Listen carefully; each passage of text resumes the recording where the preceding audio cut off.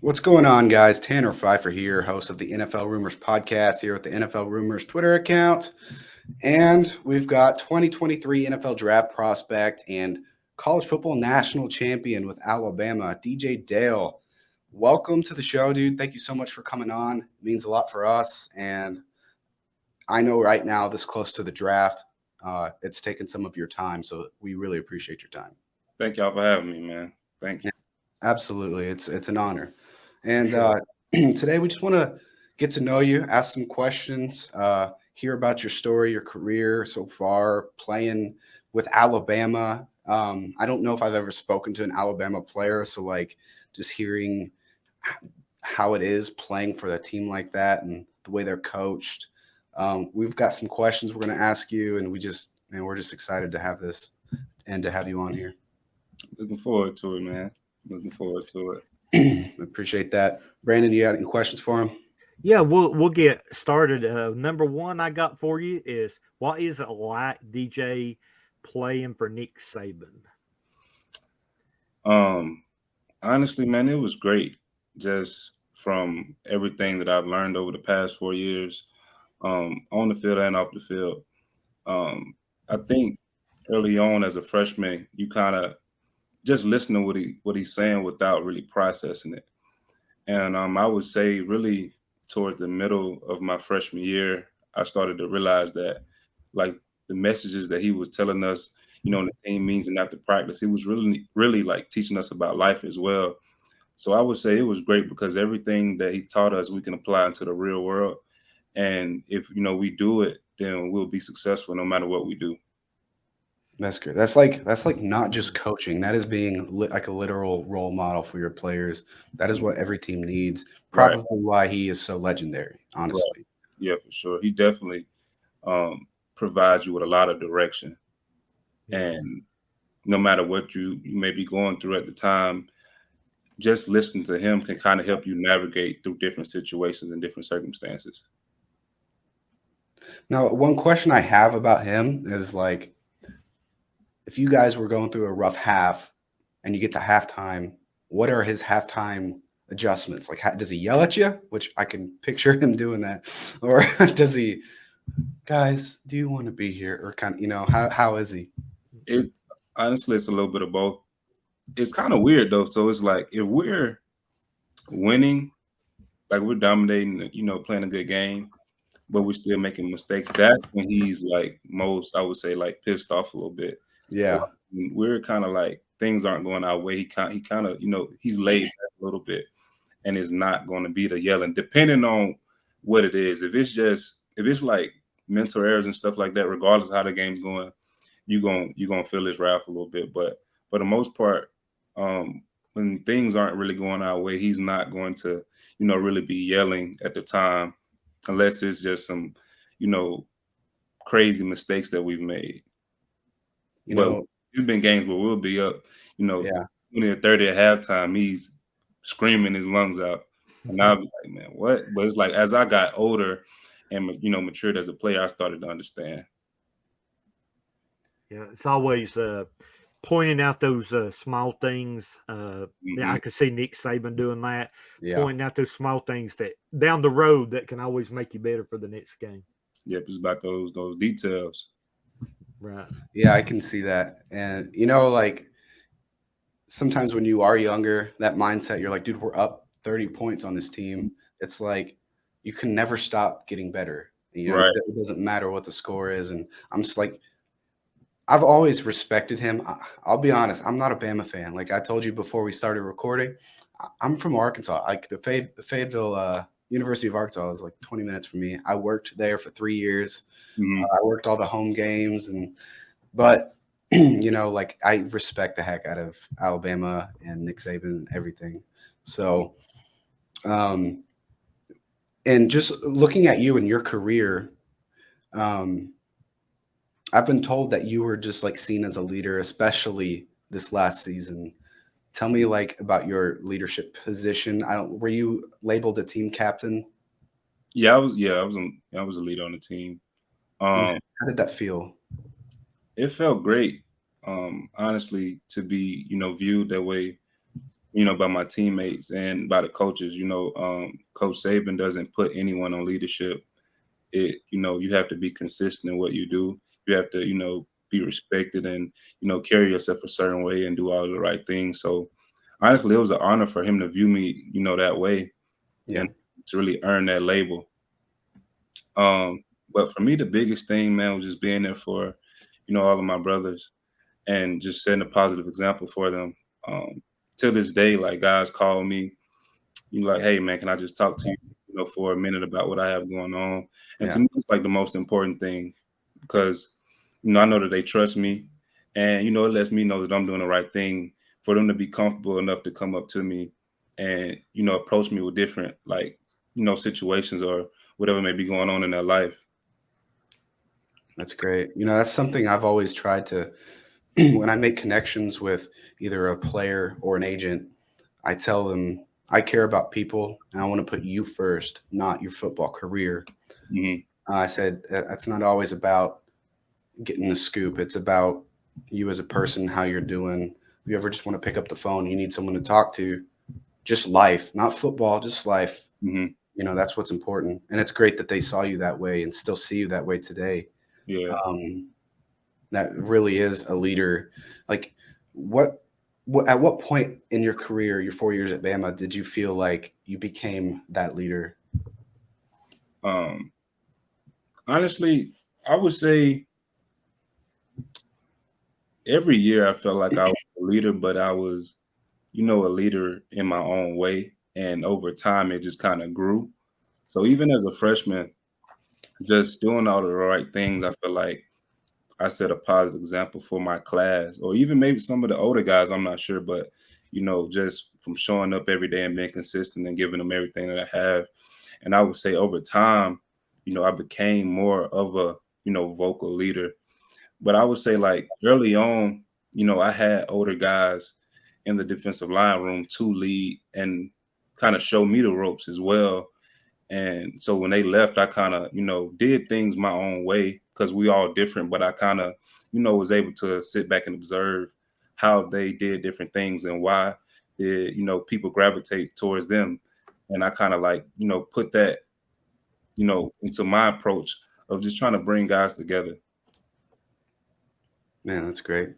Brandon, do you have any questions for him? Well, I want to just give him a shout out for sure.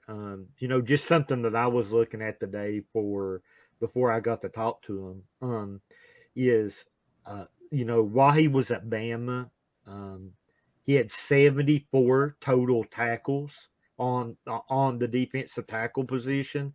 He had 11 and a half tackles for losses that resulted in a negative 48 yards. He had 5.5 sacks that resulted in a negative 35 yards, and 3 passes defensed, and 3 fumble return. Was it fumble recoveries or did you fumble recoveries? I'm sorry about that. Recoveries. Yeah, recoveries. So I mean, he is definitely somebody that has came here. The Bama. He really played well. His performance shows, and I'm just excited for DJ to get drafted and to see that impact on the next level. I appreciate it. Absolutely. And when you're playing at Alabama for 4 years, you're playing, let's just be honest, the SEC is the toughest conference out there. Mm-hmm. You are playing against the best of the best in college football, just about. Now you're on your way to start playing against the best of the best in the NFL.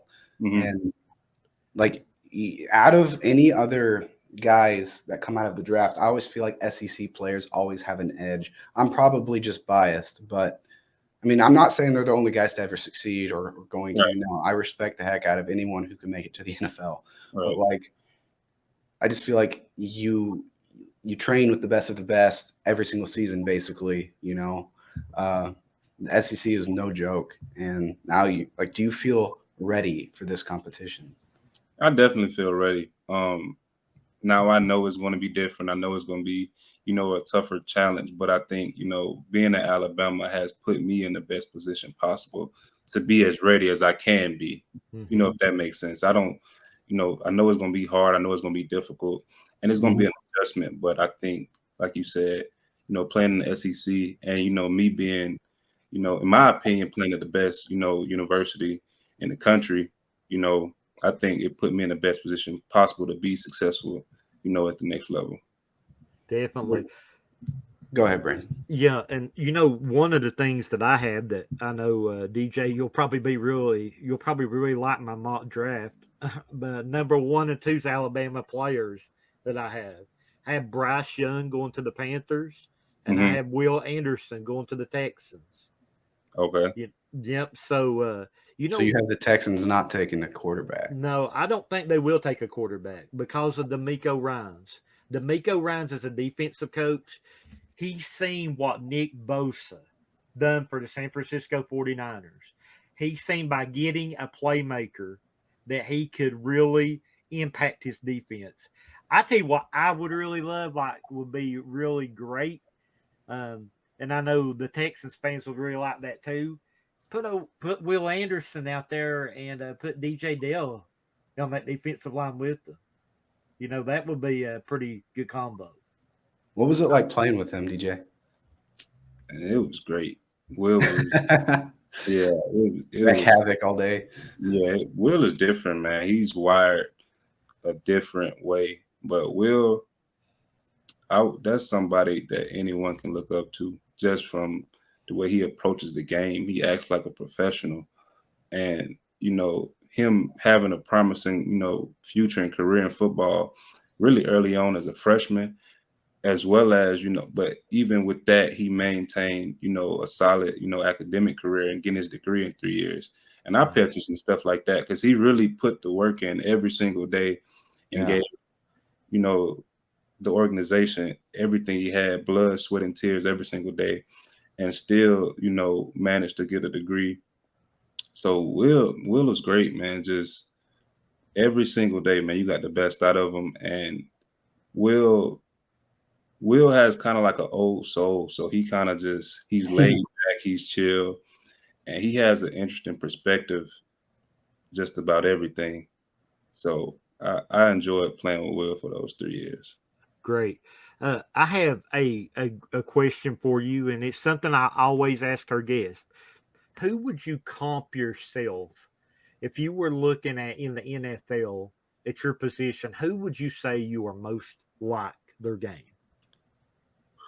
That's a good question. Or did you have a favorite player that you watched or try to model your play style? Yeah, I would say I can name a couple of guys that I like to watch. Because I try not to, try to be the same as anyone because everyone's different. Like somebody to do something that I can't do and vice versa. So I just try to, learn what works for me. But I like watching Deron Payne, Quentin Williams, Kenny Clark, Kenny Clark, Grady Jarrett, Lawrence, Vita Vea, Cam Hayward. Gotcha. Yeah, I would say those are the main guys that I sit down and really spend time on watching. Yeah, Vita Vea, he's an interesting one as well. He carries his weight really well. Oh yeah, he really does, and I think that's what's so important in the NFL with your leverage. And going against those offensive linemen. But just like DJ said, he went against the cream of the crop offensive linemen, not only the SEC but Alabama every day. In practice and everything every day. Yeah, so he's going to be ready. I went against some dogs, man. Who was one of the hardest matchups you remember through college, or at least your senior season? You throughout college or my senior season? I guess you could answer both. Yeah. Throughout college, I would definitely say Landon Dickerson.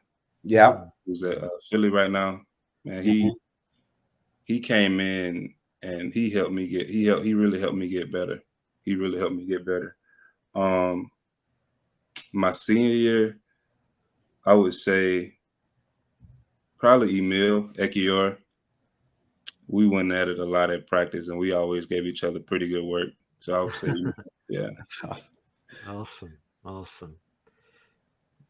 I think when you look at that, looking at that, what the NFL is looking at right now, they're looking for those run stoppers. They're looking for somebody that fills those gaps, and I think definitely they could not go wrong with DJ here that we're talking to today. I actually got to watch some film today before the broadcast, and I seen some of those tackles for losses. The running back was lot. They got run over, man. They didn't know who was coming after them. Yeah, it's pretty impressive. So, just because I'm an Arkansas fan, tell me, do you have any memories playing against Arkansas? Hopefully, just good memories. It was cold. It was cold. It was definitely cold up there when we played. Oh yeah. But I remember working the game. Yeah, honestly though, Arkansas, they always play us pretty well. It's never really just been like a one-sided game when we played them. They always play us tough.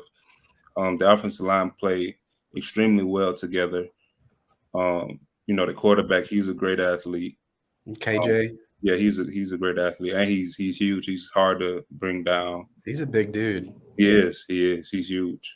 And then you always have some solid running backs and receivers, especially the guy the receiver who's at Traylon Burks. Titans. He's pretty good. And then last year the defense was good. Drew Sanders, came from us. He had that's right. Played really well. So Arkansas is solid, man. They always plays us tough. So, and we respect every opponent we play, but we always know there's going to be a game when we go to Arkansas or when they come to us. Yeah, I always expect to get beat by Bama, but I'm like, man, at least just play them good. I'm one of those like hard love kind of guys when it comes to Arkansas. I'm always like just pulling my hair out. I'm like, dude, you guys. Arkansas, man. I got respect for Arkansas. That's great. That's great to hear. I'm a diehard Hogs fan. I try to connect with the Hogs as they go through this draft process too. I've tried to reach out to Drew, no luck, but that's all good. I know he's busy. Yeah, he's probably busy. Yeah. I know he's busy. I heard he's not so much of a social media guy. Is that accurate? He's not. Drew's not much of a talker. Like even like at the combine, like we were sitting down eating together. Like we speak, say what's up. We sit down, eat our food, and there's nothing like weird about it. That's just how he is. And I'm kind of the same way. Like I can talk and like get along with everybody. He can too, but we just don't really say too much. Yeah. But he's a good dude. Though. I know that Arkansas, we have 2 offensive linemen that are projected to get drafted. Like maybe we have, Drew Sanders is not offensive lineman, but he's like a projected 1st or 2nd round pick. Yeah, he's going to go early. Yeah, I hope so. I want to see that happen. Yeah. But we got Dalton Wagner and Ricky Stromberg. So I'm hoping to see those 2 guys get picked. Okay. Yeah, I think it was Sam Pittman that helped recruit them, I think, a couple years ago. And, Pittman's known for having that big offensive line in Georgia. Mm-hmm. So the offensive line was pretty good, man. They physical. Like I said, like things of combo blocks. You're definitely going to feel them, and if your pad's not down, it's not going to turn out too good for you. No joke. Yeah, Arkansas, their offensive line was pretty good last year. Yeah, last season. Yeah. Well, DJ, tell us, do you have any like favorite memories? Obviously, probably winning a championship, but like your senior season, was there any moment that just like you feel really either changed your football career or you personally? Changed my football career, or just like a moment that you feel like you will always remember. Honestly, I would say definitely. It's a lot of things that come to mind, but I would say my last game in Bryant-Denny and my last game, playing there in New Orleans against Kansas State. They were both, bittersweet. I played, the last game in Bryant-Denny, shedded a couple tears just from having, my family on the field with me, my fiance, my mom, stepdad, my sister, and as well as, my teammates who, came in with me, that senior class. So just looking around and just seeing, guys do that years, over time, and then it finally being you, and this is your goodbye. So that was, something I'll never forget. And then I would say, the very last game after the game, it was bittersweet as well. You're moving on to, another opportunity, and it's, your last time playing with some of those guys. Yeah. And it just meant a lot, the defensive line coming up to me, crying, that saying they was going to miss me and stuff like that, and thanking me for, everything that I did. And, as well as my other teammates, thanking me for what I did for them and how I helped them. So, yeah, I would say those are two memories that I'll never forget. It's actually pretty cool. That sounds fantastic. Like, just knowing you make an impact on someone else, that sounds pretty cool. Yeah, that was really, my goal, because I care so much about that program. I love that program. And, I want guys to continue to, help guys so that, so that stays there, yeah, like that kind of like a morality kind of thing. Yeah, and just bring each other, closer, because these 4 years, I was there 4 years. Some guys be there for 3, 5, whatever, but you'll never get that time back. And Sure. Take advantage of it while you're there. Try to bring guys together, because I've made some lifelong friendships, that I'll have forever. Mm-hmm. That's right. And I think what bring the best out of each other is really understanding, who we are, as teammates, getting close with one another and understanding why we play this game. And, it'll just help bring everybody together, because I know why you're doing this. Now I can hold you accountable. Like you say, you want certain things out of this, and we both know what we have to do it. So now we hold each other to a certain standard. And I just wanted to pass that to everyone, in the program. So hopefully, I feel like I did that, but hopefully, that continues to grow. I'm sure it will, and especially with, the kind of coaching you guys have there. I think that's why Alabama is such a successful program. Mm-hmm. I mean, they're the favorite to win the national championship every year for me. I'm like, there's just no stopping Bama. As long as Saban is there, and then that message and that feeling that is passed on from veteran to rookie or freshman, it's just like, how do you stop it? Yeah, and that's pretty great. Brandon, do you have any questions? Yeah, one of the things that, I'm going to ask him a question in a second, but this is what DJ did last year. When you're looking at things, he played in 12 games during his senior campaign, and he recorded 17 stops, 3.5 tackles for loss, 2.5 sacks, and added a fumble recovery and a pass breakup. So this is, what a lot of teams is going to be getting. He really had a big game against Arkansas. He had 3 tackles in that game, and also he recorded 1 of his sacks against Tennessee, right? And one of their quarterbacks are a lot of talk right now, right? And but we want to talk about DJ. And DJ really added a big piece of things. They were 3 games where he helped hold the rushing attack under 100 yards, and he was a key component filling the gap and filling in the middle to hold those other teams under 100 yards rushing. So this is what you're getting in DJ Dale, one of the best interior that I've seen interior stopping the run. I really like his game for sure. Just consistency, man. Very, very much. And now I'm going to ask DJ a question. DJ, I want you to tell these NFL teams what they're going to get when they draft DJ Dale.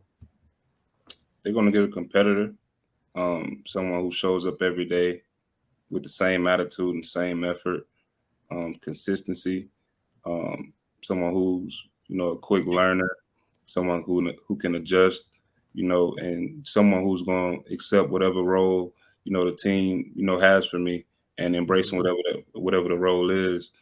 You're gonna get someone who's a leader, does all the right things, who is coachable, who loves to be coached, can, be coached by any coaching style, whether, is you, cussing me out or you, talking to me, having a conversation. Yeah, I would say that's what it is. And I just love playing football. I don't care, who I'm playing for, where I go, or when I go. I just want to play ball at the end of the day. Yeah. Great. I like that.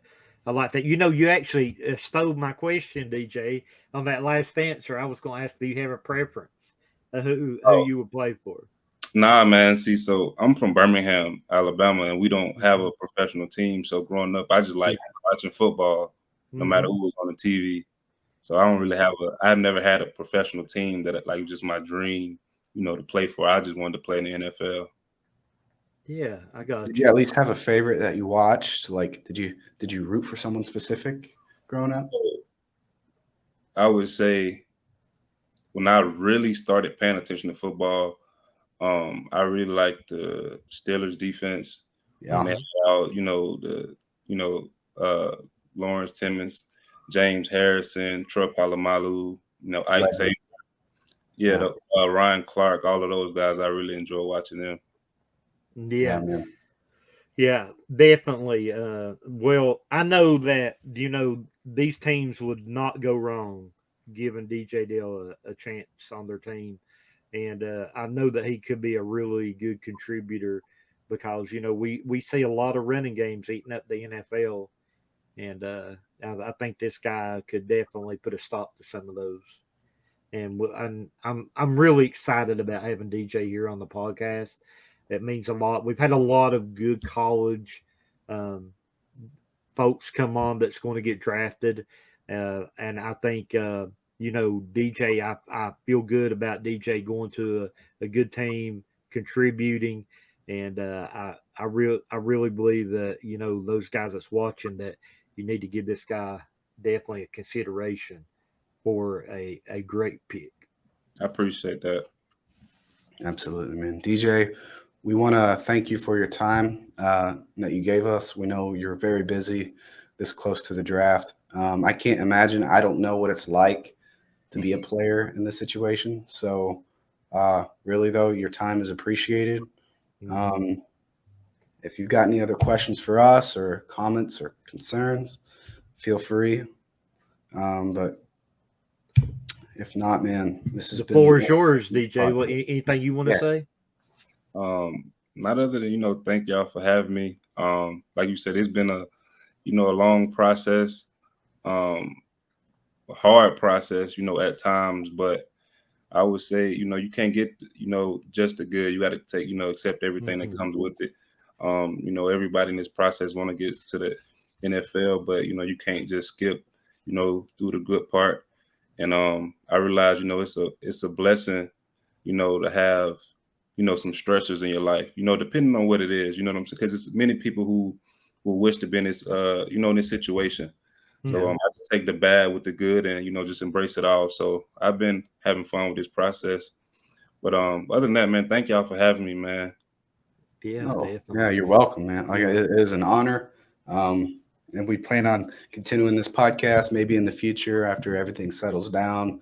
We can have you back on and just talk about your experience going through the draft itself. For sure, man. Sure. Yeah. One last thing that I got for you, DJ. It slipped my mind. What's your plans on draft night? So I'll just drive to Birmingham and just have some of the family over and just something just real laid back and chill. Okay. No, I'm not really doing much. Probably like the next day after, probably go celebrate or something and have more family, family and some of my friends over and celebrate. Awesome. And one thing I want to say, DJ Dale is fire. You need to pick this guy, and his hat is on fire as well. So that is two things I have to say about DJ. But it was our pleasure having you on. Thank y'all, man. Thank you guys for watching the NFL Rumors podcast. We will see you in the next episode next week. All right. Thank you, guys. All right.